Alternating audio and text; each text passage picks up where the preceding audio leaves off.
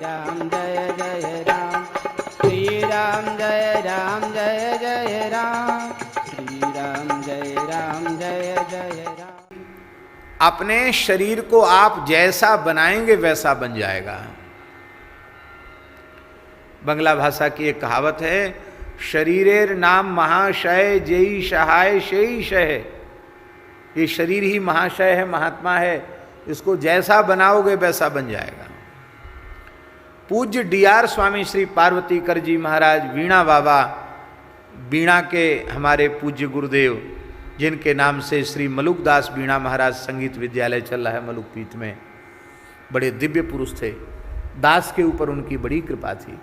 तो उन्होंने कहा हमको, दीनबंधु दास जी, कि आंध्र प्रदेश का मेरा शरीर है।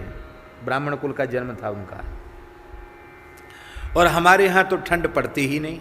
हम लोग जानते नहीं जहाँ पैदा हुए कि सर्दी भी होती है, वहाँ ठंड नहीं पड़ती। आंध्र प्रदेश में, दक्षिण में ठंड कहाँ पड़ती है। और कहते कि हमने बचपन से ही नियम लिया था त्रिकाल स्नान, त्रिकाल संध्योपासन का, जीवन भर उसका निर्वाह किया। तो कहते दास को बद्रीनाथ रहने का विचार हुआ, तो वहाँ नियम कैसे निभेगा। तो बोले पहले हमने वृंदावन से शुरू किया। वृंदावन में ठंडी के मौसम में आ जाते और 3 बार जमुना जी में गोता लगाते, वहीं खड़े होके जप करते रहते, ठिठुरते रहते, वहीं जप करते रहते। यहाँ से अभ्यास करते करते फिर दूसरी ठंडी में चले गए हरिद्वार, ऋषिकेश। ऐसी धीरे धीरे बढ़ते बढ़ते बद्रीनाथ चला गया दास। और आश्चर्यजनक घटना थी, परम श्रद्धेय श्री हनुमान प्रसाद पोद्दार जी ने भी उनका दर्शन किया था जाकर के, और श्री सेठ जी ने भी उनका दर्शन किया था। ऐसे महापुरुष थे वीणा बाबा महाराज। उन्होंने भागवत का छंदोबद्ध अनुवाद भी किया, और वो गीता प्रेस से पहले छपा भी था। उसको देखने का सौभाग्य हमको मिला है, शायद हमारे पास वो पुस्तिका कहीं होगी। बड़े अद्भुत भगवत प्राप्त महापुरुष थे श्री पार्वतीकर जी महाराज। उन्होंने कहा कि जो दास ठंड से बहुत घबराता था, अब उस दास को यह अभ्यास हो गया है कि अलकनंदा में 3 बार जटाओं के सहित गोता लगा के मैं स्नान करता हूँ, और वहीं जप करता हूँ। और जहाँ बद्रीनाथ में जहाँ रहते थे, छाछ पीकर भजन करता हूँ। बोलो वृंदावन बिहारी। वहाँ छाछ पीते थे, पहाड़ी लोग उनको छाछ दे जाते थे, दूना पर गर्म होती रहती छाछ, उसी को गुनगुनी छाछ पी करके भजन करते।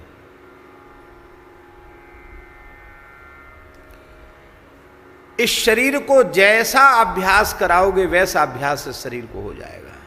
क्या करें, बड़े दुख की बात है। हम इतनी बढ़िया व्याख्या आपको सुना रहे हैं, उपदेश दे रहे हैं, लेकिन ये हमारे जीवन में इसका एक अंश क्या अणुमात्र भी हमारे जीवन में नहीं है। लेकिन सच्ची बात यह है कि साधन में अपने शरीर को कस देना चाहिए। खाने पीने सोने में उसकी वृत्ति नहीं रह जाएगी। क्या बढ़िया उदाहरण है। जैसे सिंह की गर्जना सुनता हुआ मृग सो नहीं सकता, ऐसे ही संसार का भय, जन्म मृत्यु का भय जिसकी समझ में आ गया है, वो योगी सोएगा क्यों, वो तो भजन में लग जाएगा। क्या करें, समय हो जाएगा, लेकिन फिर भी एक दिव्य चर्चा है, हम लोगों के लिए बड़ी उपयोगी चर्चा है।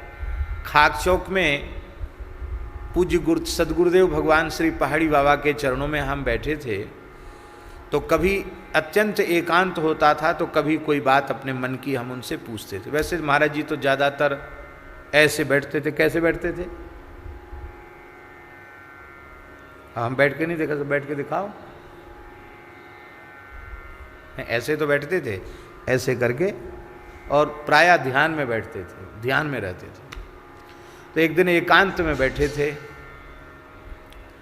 तो मैंने जैसे ही ध्यान से उठे, नेत्र खोले उन्होंने, तो बोले कहो क्या बात है। महाराज जी कुछ जिज्ञासा है। हाँ पूछो। तो हमने कहा महाराज जी आपके मत से भजन की परिभाषा क्या है? आपके मत से भजन की परिभाषा क्या है? तो महाराज जी ने उत्तर क्या दिया? महाराज जी बोले अरे हम कोई पढ़े लिखे पंडित हैं जो तुम्हारे जैसे पढ़े लिखे को हम उत्तर दें। हम कोई पढ़े लिखे पंडित वंडित नहीं हैं। हम तो बचपन में साधु बन गए। पहले गुरु महाराज ने गैया के गोबर डालने में लगा दिया, गौ सेवा में। पहले कुछ दिन गौ सेवा की, फिर बर्तन मांजे, झाड़ू बुहारू लगाई, फिर रसोईया बन गए तो कुछ दिन रसोई बनाई। बाद में गुरु महाराज ने पूजा में भेज दिया तो मंदिर में पूजा किए, और कुछ महात्माओं ने बता दिया तो बस हम कुछ ध्यान धारणा कर लेते। हम पढ़े लिखे नहीं हैं। महाराज बोले हम तो बंड हैं, क्या बताएंगे तुमको भजन की परिभाषा। मैंने कहा नहीं महाराज जी, पढ़ाई लिखाई वाली बात दास नहीं पूछ रहा है, आप अपने अनुभव से भजन की क्या परिभाषा स्वीकार करते हैं वही इस दास को बतावें। तो बोले एक घटना सुनाता हूँ, उससे तुमको ये पता चल जाएगा भजन की परिभाषा क्या है।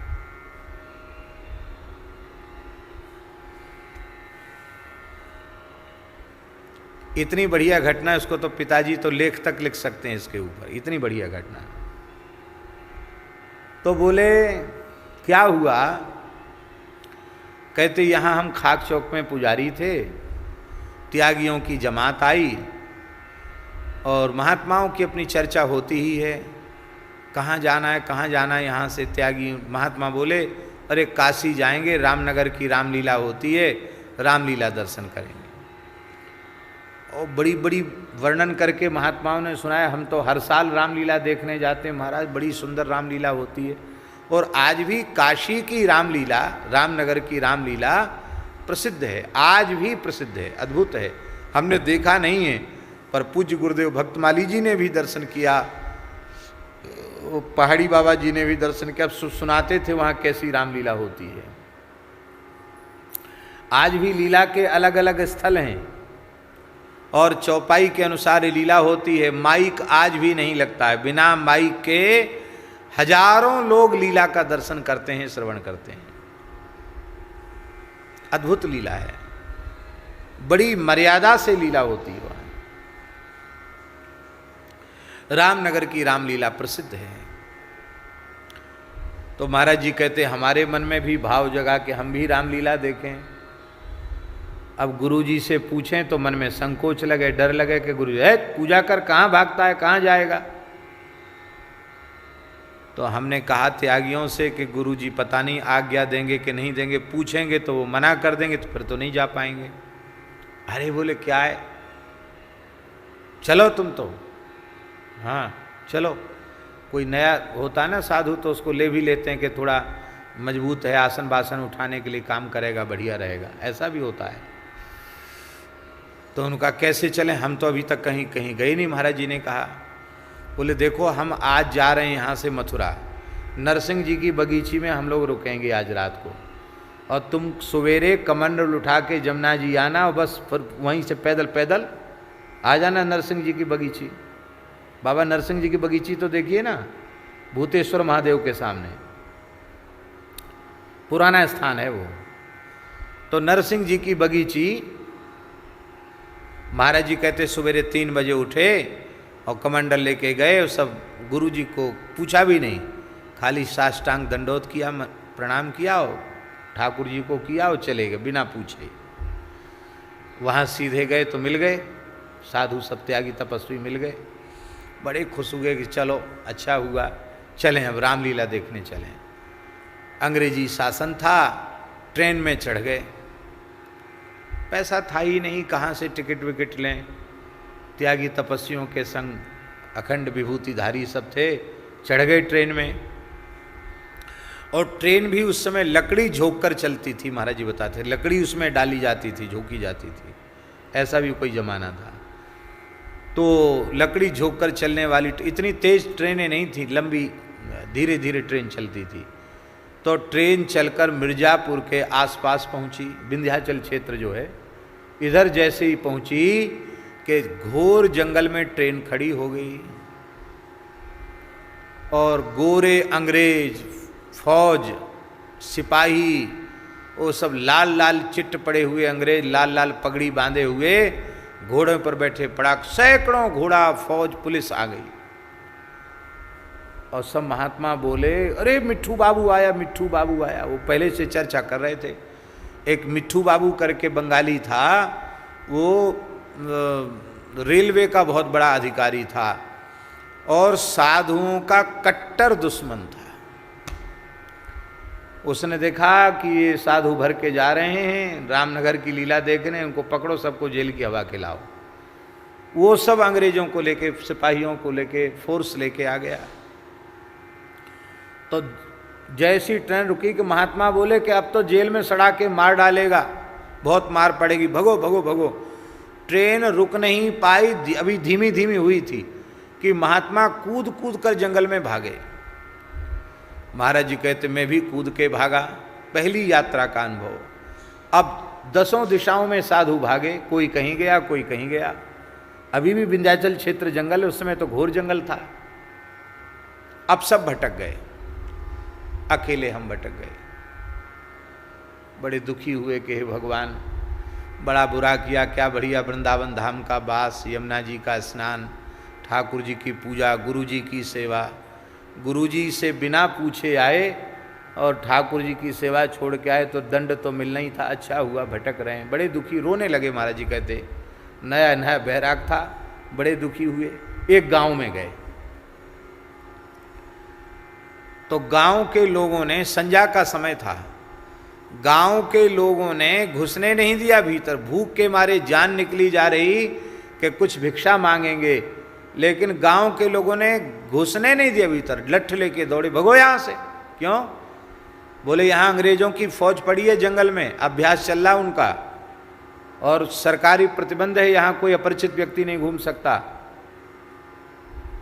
भगा दिया उन्होंने। खाने पीने का भी ठिकाना नहीं। तो एक पहाड़ी सी थी और पहाड़ी के सहारे एक देवी जी का मंदिर था, मढ़ी थी। तो वहीं देवी जी की मढ़ी के पास एक पेड़ के नीचे हम लकड़ी इकट्ठी करके, महात्माओं से सुन रखा था कि जंगल में आग जला के रहने से सुरक्षा रहती है, तो लकड़ी इकट्ठी कर ली, वहाँ धूना चैतन्य कर लिया। धूना चैतन्य किया ही था तब तक एक व्यक्ति वहाँ भी आ गया। ए बाबा, यहाँ क्या कर रहा, भग यहाँ से। तो महाराज जी बोले गांव में तो घुसने नहीं दिया और दिन भर के हम परेशान, यहाँ तुम्हारा क्या, तुम्हारे बाप का क्या, हमको यहाँ से क्यों भगा रहे हो। उसने कहा हमारा कुछ नहीं, हमारे बाप का कुछ नहीं है यहाँ, पर तुम्हें पता नहीं है यहाँ रोज शेर आता है देवी के मंदिर में, और यहाँ रात्रि को कोई मनुष्य रह नहीं सकता है। न जाने कितने साधुओं को शेर खा गया, तुझे भी खा जाएगा। तो महाराज बोले हम तो दुखी थे, हमने कहा कि हमारे आगे पीछे कोई रोने वाला नहीं, भाग तू यहाँ से, खा जाएगा तो खा जाएगा, तू क्यों पीछे पड़ा है, भाग यहाँ से। उसको मैंने भगा दिया। अब कहते शेर खावे चाहे न खावे, अब वो शेर का भय भीतर घुस गया। सो भूख प्यास सब गायब, निद्रा भी गायब। अब वहाँ पहले तो विचार था कि सो जाएंगे, अब कहाँ सोवें, और राम राम कर ही रहे थे। आधी रात का समय होगा कि शेर गरजा, इतनी जोर से गरजा कि पूरा जंगल प्रतिध्वनित हो गया, पहाड़ कांप गया। कहते पहला अवसर था जंगल में, खुले जंगल में शेर की दहाड़ सुनने का। राम राजा दुख भंजन सकल पूर्ण काम, गोविंद गोपाल, हे नाथ रक्षा करो, हे नाथ रक्षा करो, यही निकले मुंह से।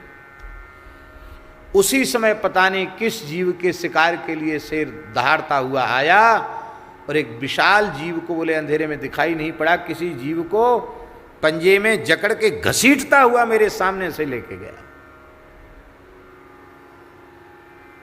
हमने कहा अब यही दशा थोड़ी देर बाद तुम्हारी होने वाली है। हे भगवान, बहुत बुरा किया जो गुरु आज्ञा लेके नहीं आए, स्थान छोड़ के चले आए, बेमौत मारे जाएंगे। अब कहते थकान गायब, भूख गायब, प्यास गायब, निद्रा गायब। पूरी रात राम राम करते रहे, और राम राम करते करते ज्ञान का उदय हो गया और हम निर्भय हो गए। भजन की परिभाषा समझ में आ गई। थोड़ी देर बाद हमारे मन में ये भाव जगा राम राम करते हुए कि बच्चा, ये कोई शेर वेर नहीं है, ये संसार ही भवाटवी है, और इसमें मृत्यु रूपी सिंह, काल रूपी सिंह गर्जना कर रहा है।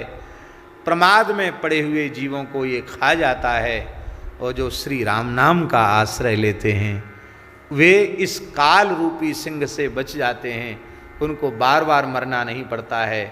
तो मन में आ गई ये बात समझ में कि यदि मृत्यु का भय न होता तो हम सो जाते और राम राम नहीं करते, पर आज सिंह सामने गरजता हुआ देख लिया तो भूख प्यास नींद सब गायब हो गई, और पूरी रात बढ़िया से राम नाम का स्मरण हुआ।